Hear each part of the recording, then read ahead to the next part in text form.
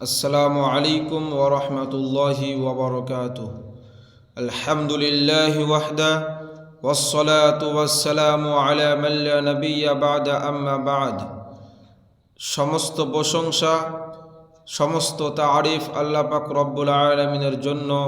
আলহামদুলিল্লাহ। অতঃপর অসংখ্য দরুদ ও সালাম বর্ষিত হোক মানবতার মুক্তিদূত সাইয়্যিদুল মুরসালিন খাতামান নবিয়্যিন আহমদ মুস্তাফা মুহাম্মদ মুস্তাফা সাল্লাল্লাহু আলাইহি ওয়াসাল্লামের উপর। আল্লাহুম্মা সাল্লি আলাইহি মুহাম্মদ, আল্লাহুম্মা বারিক আলাইহি মুহাম্মদ। আমি সংক্ষিপ্ত আকারে যে বিষয়টি নিয়ে আলোকপাত করব তা হচ্ছে নিষিদ্ধদ্রব্য। বর্তমান সময়ে যুবক থেকে শুরু করে বৃদ্ধ পর্যন্ত আজকে অনেক মানুষ, শতকরা 80% মানুষ এই নেশার মধ্যে ডুবে রয়েছে। নেশার কারণে সে নিজে নিজে ক্ষতিগ্রস্ত হচ্ছে, অনুরূপভাবেই তার পরিবারের স্ত্রী, সন্তান সন্ততি, বাবা মা এদেরকেও টেনশনের মধ্যে ফেলছে।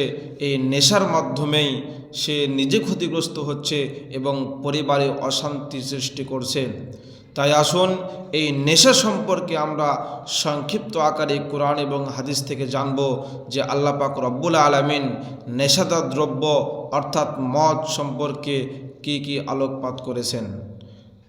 আল্লাহ পাক রব্বুল আলামিন সূরাতুল মাইদার 90 থেকে 91 নং আয়াতে বলেন, ইয়া আইয়ুহাল্লাযীনা আমানু ইন্নামাল খামরু ওয়াল মাইসিরু ওয়াল আনসাবু ওয়াল আজলামু রিজসুম মিন আমালিশ শাইতান।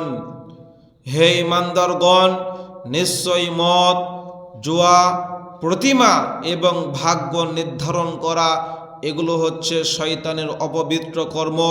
ফাজতানিবুহু লাআল্লাকুম তুফলিহুন। যদি তোমরা সফল কাম হতে চাও তাহলে মদ, জুয়া, প্রতিমা এবং ভাগ্য নির্ধারণ করা থেকে তোমরা বিরত থাকো।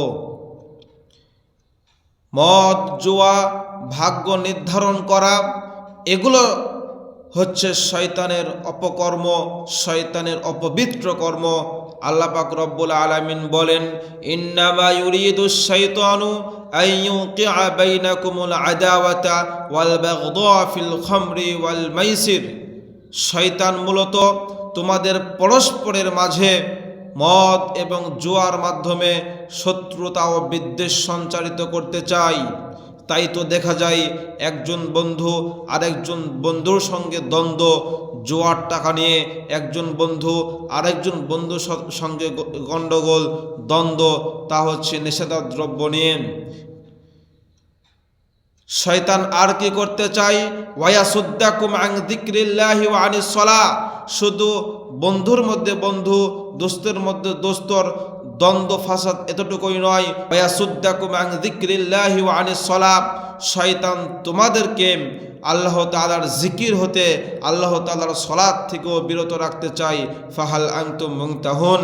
আল্লাহ পাক রব্বুল আলামিন বলেন, তাহলে কি তোমরা শয়তানের ধোঁকায় পড়ে, শয়তানের ওয়াসওয়াসার মধ্যে ডুবে থেকে আল্লাহর এগুলো সালাত থেকে, জিকির থেকে বিরত থাকবে? কখনোই সম্ভব নয়। কখনোই আমাদেরকে জিকির থেকে, আল্লাহর সালাত থেকে, আল্লাহকে স্মরণ করা থেকে বিরত থাকা যাবে না।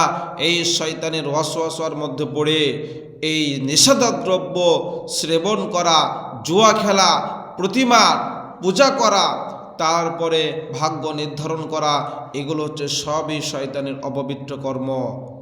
অন্যত আল্লাহ পাক রব্বুল আলামিন সূরাতুল বাকারার 219 নং আয়াতে বলেন, ইয়াসআলুনাকা আনিল খামরি ওয়াল মাইসির। হে নবী, তারা আপনাকে মদ এবং জুয়া সম্পর্কে জিজ্ঞাসা করে, আপনি বলে দিন, কুল ফীহিমা ইসমুন কাবীর। আপনি বলে দিন এই নেশাদার দ্রব্য মদ, জুয়া এগুলো হচ্ছে বড় গুনাহ, অতএব তোমরা এগুলো থেকে বিরত থাকো। এই নেশাদার দ্রব্য সম্পর্কে রাসূল সাল্লাল্লাহু আলাইহি ওয়াসাল্লামের অসংখ্য হাদিস রয়েছে। তার মধ্য থেকে কতিপয় হাদিস আমি আপনাদের নিকটে পেশ করব। আন ইবনে উমর রাদিয়াল্লাহু আনহুমা ক্বালা রাসূলুল্লাহ সাল্লাল্লাহু আলাইহি ওয়াসাল্লাম। ইবনে উমর রাদিয়াল্লাহু আনহুতে বর্ণিত, তিনি বলেন, রাসূল সাল্লাল্লাহু আলাইহি ওয়াসাল্লাম বলেছেন, কুল্লু মুসকিরিন খামরুন। প্রত্যেক নেশাদার দ্রব্য মদ, ওয়া কুল্লু মুস্কিরিন হারামুন, আর সব ধরনের মদ হারাম। ওয়ামান শারিবাল খামরা ফিদ দুনিয়া ফামাতা ওয়া হুয়া ইদমিনু হালাম ইয়াতুব, যে ব্যক্তি সর্বদা নেশাদার দ্রব্য পান করলো এবং তাওবা বিহীন অবস্থায় মৃত্যুবরণ করলো, লাম ইয়াশরাবহা ফিল আখিরাতি, সে পরকালে সুস্বাদু পানি পান করতে পারবে না। তাই দেখুন, যে ব্যক্তি নেশাদার দ্রব্য সেবন করে মৃত্যুবরণ করবে, সে পরকালে সুস্বাদু পানের আস্বাদন করতে পারবে না, পানি পান করতে পারবে না। সম্মানিত হাজিরিন, শুধু তাই নয়, এই ব্যাপারে এই নেশাদার দ্রব্য সম্পর্কে রাসূল সাল্লাল্লাহু আলাইহি ওয়াসাল্লামের আরো হাদিস বর্ণিত রয়েছে।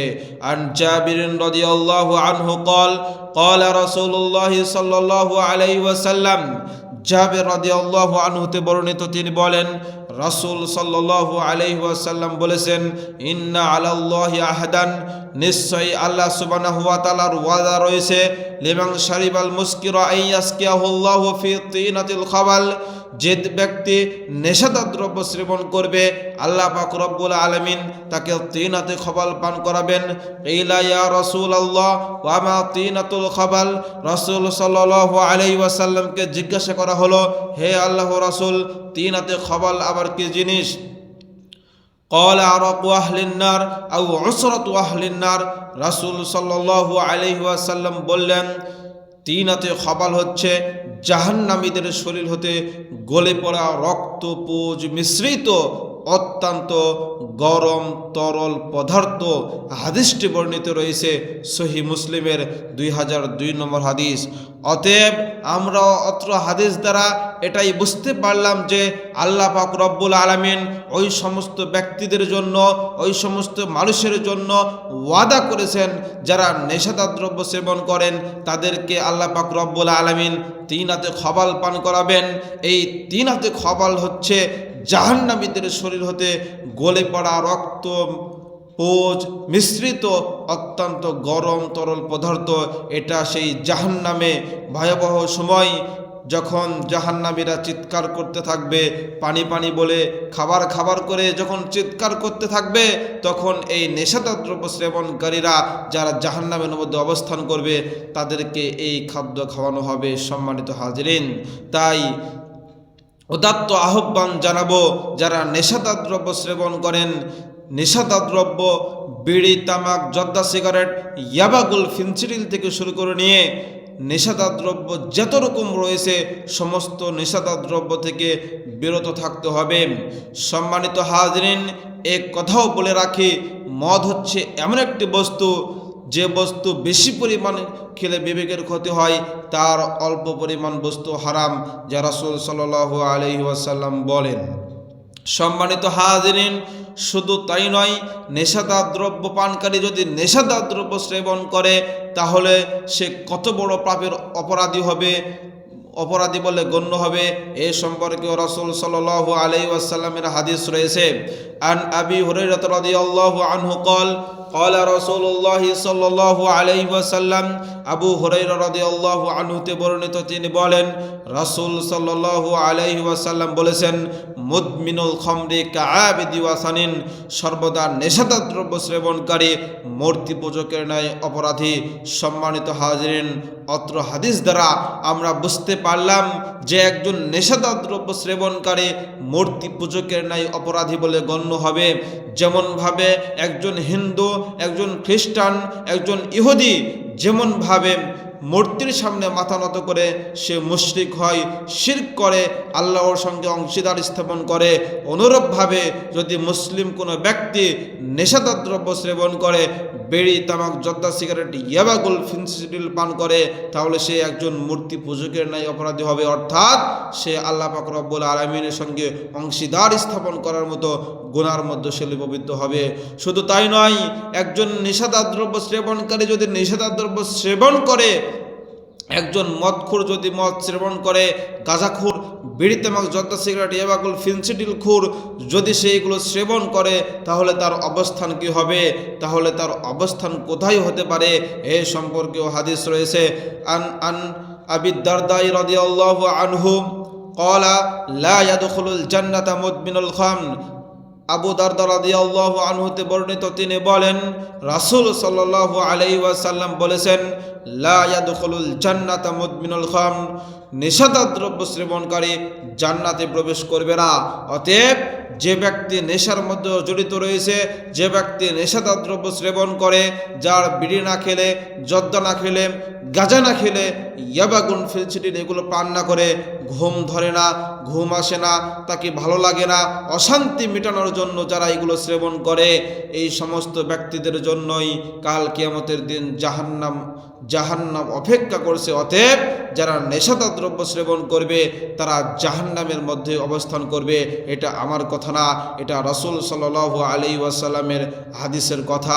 এই হাদিসটি বর্ণিত রয়েছে ইবনু মাজার 3376 নম্বর হাদিস। তাই আসুন আল্লাহ পাক রব্বুল আলামিন ওই সমস্ত ভাইদেরকে হেদায়াত দান করুন, সঠিক পথে নিয়ে আসুন যারা নেশার মধ্যে রয়েছে, যারা বিড়ি, তামাক, জর্দা, সিগারেট, ইয়াবাগুল ফেন্সিডিল পান করে।